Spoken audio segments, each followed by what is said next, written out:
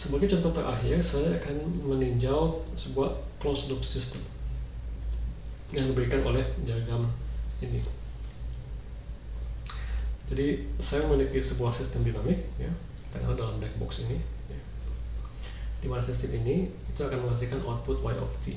Nah, output y of t ini tergantung dari input yang diberikan oleh controller.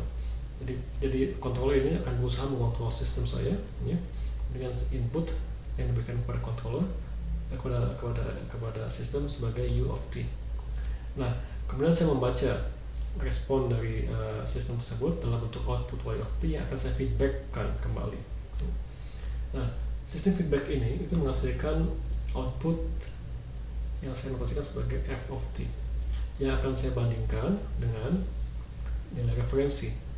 Nah, perbedaan antara nilai referensi dengan feedback itu saya sebut dengan error function. Jadi errornya dalam hal ini adalah e of t sama dengan r of t minus f of t. Dan jika errornya terlalu besar, maka saya akan menginstruksikan controller, ya, sesuai dengan fungsi I-nya untuk melakukan input baru ke sistem, sehingga sistem tersebut akan merespon dan menghasilkan output y yang baru. Nah, output y yang baru ini kemudian akan saya feedbackkan kembali, ya, ke feedback system, menghasilkan sebuah nilai f of t yang baru yang akan saya compare, berbandingkan dengan r of t, sehingga saya akan menghasilkan error yang baru, ya, dan seterusnya. Proses ini akan terus dilakukan sampai misalnya error baru tersebut, ya, itu memenuhi sebuah kriteria. Oke. Nah, untuk menganalisis sistem ini di time domain itu biasanya akan melibatkan apa yang dikenal sebagai convolutional integral. Jadi convolutional integral itu mengambil dua fungsi, katakanlah u dan p di sini, ya, ut, u of t dan p of t. Saya akan convolve keduanya menghasilkan output y of t. Nah, y of t ini dapat diekspresikan sebagai convolutional integral, ya, fungsi baru yang dihasilkan oleh dua fungsi u dan p. Nah, proses analisis convolutional integral itu cukup rumit, apalagi kalau melibatkan multiple black box seperti ini, ya. Nah, untungnya Laplace transform dari convolutional integral itu sangat simpel, karena hanya melibatkan produk, ya, dari dua fungsi tersebut di S domain. Jadi kalau katakanlah kita memiliki fungsi u dan p di sini time domain, kemudian kita Laplace transform u dan p menghasilkan u of s dan p of s. Jika y direpresentasikan sebagai convolutional integral dari u dan p, ya, di time domain, maka di Laplace domain capital Y ini, ya, capital Y di sini itu tidak lain adalah produk dari capital U of S dan P of S. Jadi alih-alih menggunakan convolutional integral di Laplace domain, ya, output Y of S adalah produk dari U of S dan P of S. Karena analisis yang lebih simpel di Laplace domain, saya akan transformasikan diagram ini ke Laplace domain. Nah, dalam hal ini di S domain, ya, closed loop di atas tersebut dapat skemakan sebagai berikut. Sekali lagi saya punya kontrol di sini, di mana kontrol ini memiliki transfer function C of S, ya, dan dia mengambil input E of S, ya. Output dari controller ini adalah control functions u of s yang diinputkan ke sistem saya yang memiliki transfer function p of s yang kemudian akan menghasilkan output y of s. Output ini kemudian akan difeedbackkan ke sebuah feedback system, ya, yang bisa dimodelkan dengan transfer functions h of s. Hasil dari feedback ini adalah sebuah output functions yang saya representasikan di Laplace domain sebagai capital F of S. Nah, fungsi capital F of S ini akan di-compare dengan referensi yang sekarang di Laplace domain dapat dinyatakan sebagai capital R of S. Nah, dalam hal ini, jika R mengandung nilai positif dan F mengandung nilai negatif, error functionnya di Laplace domain itu akan menjadi E of S ya, sama dengan R of S minus F of S. Oke. Nah, sekarang kita dapat menganalisis setiap katakanlah black box di sini satu persatu. Dimulai dari katakanlah sistem itu sendiri. Kita lihat di sini ya. Y of S itu sama dengan P of S times U of S. Y of S sama dengan P of S times U of S.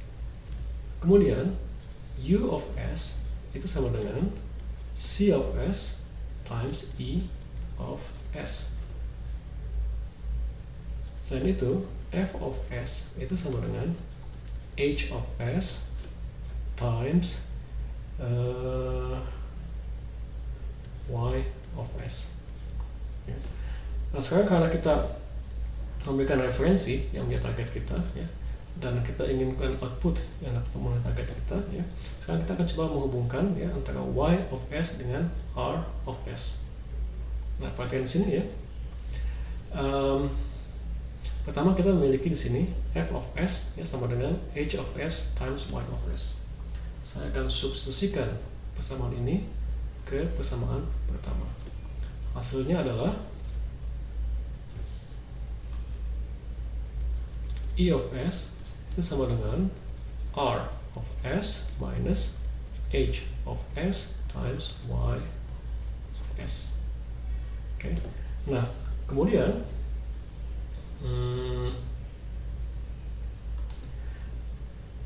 dari dua persamaan ini ya, saya akan dapatkan Y of S itu sama dengan P of S times C of S times E of S. Oke. Nah, menggunakan persamaan untuk E di sini ya, saya bisa menuliskan Y of S sekarang sebagai berikut. P of S times C of S times R of S minus H of S times Y of S ya, yang kemudian sama dengan P of S times C of S times R of S ya, minus P of S times C of S times H of S times Y of S. Saya kelompokkan suku yang mengandung Y of S di sebelah kiri untuk mendapatkan dalam kurung I itu satu ya,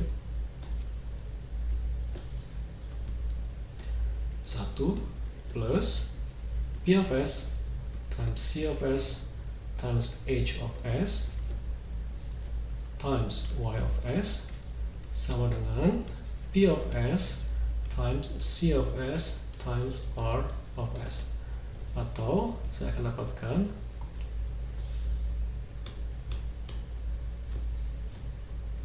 Y of S dibagi R of S itu sama dengan P of S times C of S dibagi 1 plus P of S times C of S times H of S. Nah, ini yang saya notasikan sebagai G of S, transfer function dari closed loop system tersebut. Ya. Kita perhatikan di sini, pada akhirnya saya akan dapatkan relasi antara output Y dengan reference R yang diberikan oleh Y sama dengan G times R. Nah, sekali lagi, kalau kita ingin melihat apakah closed loop system kita ini stabil atau tidak, kita cukup melihat poles dari sistem ini. Nah, poles dari sistem ini ditentukan oleh denominator D of S yang dalam hal ini sama dengan 1 plus dan seterusnya, di mana pole-nya diberikan oleh S ya,